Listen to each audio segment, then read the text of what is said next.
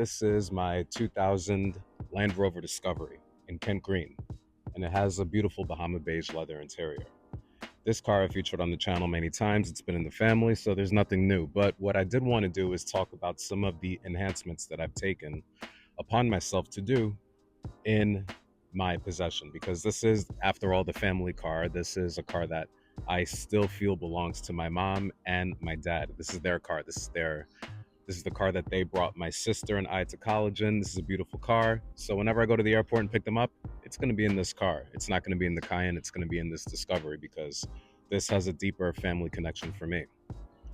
Cool car, but I had to make it a little bit cooler. So the first order of business that I did, well, this happened before I even received the car.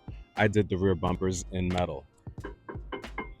It is drastically cheaper than the plastic bumper that came from the factory. They did an amazing job in fabricating this bumper. I think it's a one-man team, because every time I called, it was the same guy picking up the phone and he was doing all the fabrication. And he did an amazing job, because this bumper is fit to the body perfectly. I had considered other options, but this was definitely the best one. So in terms of exterior enhancements, there is a 2-inch lift on this body. I was able to find shocks and springs from Old Man Emu on Facebook Marketplace for the very low price of $200, a full set, because the guy wanted to go to a 4-inch lift on his personal Discovery. He had a 2004 that was absolutely perfect. But for my purposes, I just knew that I was going to go with a much bigger tire. These are Falcon Wild Peaks. So because I was doing a much taller tire, it enhances the ride that much better. Old Man Emu is a little bit stiffer on the corners, so the car naturally handles a little bit better. In addition to that, the one thing that I need to do just to solidify the undercarriage of this car, these plastic, I'm going to do some Terrafima rock sliders. That's coming in the next weeks. In case I go off-roading or I hit something that can impact the rigidity of the door, the rock sliders are going to protect the doors in the event that I get caught up between a rock and a hard place. And of course, a roof rack is coming, because why not? It's going to look good. So with that, let's take a look at what the front lighting solutions are so far with this vehicle. The lighting solution for this vehicle is a lot of fun. With the revision of the bumpers, I knew that there had to be something new coming along the way. So with the new bumpers, I absolutely had to add these. These are the D-ring shackles for pulling the car off-road in case it gets caught up in a situation. But I also have these KC daylighters. These are a lot more powerful than these, and they will definitely blind the person in front as you are driving down the road. So I naturally keep these on. It's a smiley face, and you should smile more often, so why not? Very solid solution. Great for off-roading, great for just visual aesthetics, and it serves a purpose. So I like it a lot. And these hold my full body weight because it's attached to the frame. Great place to sit. And what else? What else about the front bumper? Not much else. Let's go inside. If you've ever sat in the back seat of a Discovery, you know that getting in for a tall person can sometimes be a very difficult ordeal. Not the most comfortable seat. This is like a G-Wagon interior. It's identical. Stadium seating, so you have great visibility to the sides of you. And one thing you should note, that these cars were designed as 2-door SUVs. They were never intended to be 4-door SUVs. They were created as 4-door SUVs as they were adapted for the American public. But that's why the entry point for your foot, it's very difficult for getting in and out. So it's very narrow getting in and out of the car. You're essentially sitting on top of the rear wheel. The stereo system was a decision that was difficult to make, because I do love my cassettes. I chose to do an Alpine UTE 73BT Bluetooth unit for my music solutions. And naturally, it works right off the phone. It's actually a really good system. Crutchfield did an amazing job in sending me all the information necessary in order to make this work well with the current system. My steering wheel controls work.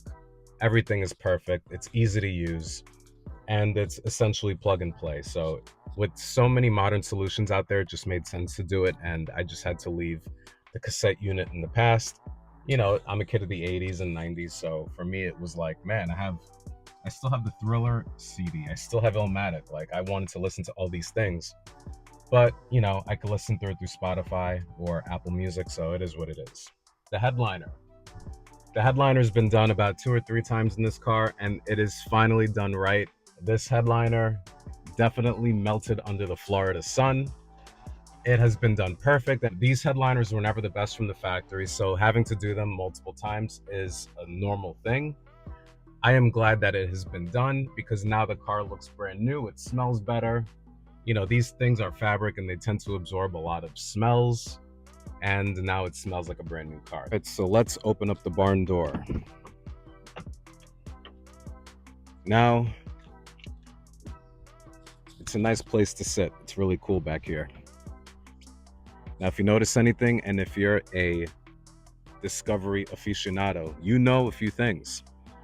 This door handle never came in the 2000 model, unless you got the 7-seat passenger option. The subwoofer that came in this section is now gone, and it has been retrofit to be inside of the storage compartment, and that was my choice. And of course, the speaker grill is designed to mimic the design of the storage compartment. And of course, I retained full access to the other storage compartment because I wanted it to look very stealth. But in here resides a 8-inch subwoofer, an Alpine 8-inch subwoofer, and it is fantastic. It reduces and completely eliminates the door rattle problem that the stock system had when it rattled against the door. Whenever you would turn up the bass in the stock car, it would just go bzz, bzz, bzz. All that is gone. Now all I hear is a boomy bass that is rattle free because it has been enhanced with sound deadening material throughout the interior compartment, and inside is an actual box. Now let me show you because you're far away. So when you look inside, there's an actual 8-inch subwoofer box. And of course the interior is lined with more sound deadening material, but it's an actual 8-inch box that is attached to the side of the, well, inside the storage compartment. And it is perfect because I have full access to this area. My friend Davin got me this. This is a Smitty built air pump for when I go off-roading at the beach. And look, no one knows that there's a subwoofer system in there. It looks completely stock. It is wonderful and it is amazing. And of course the barn door just swings closed.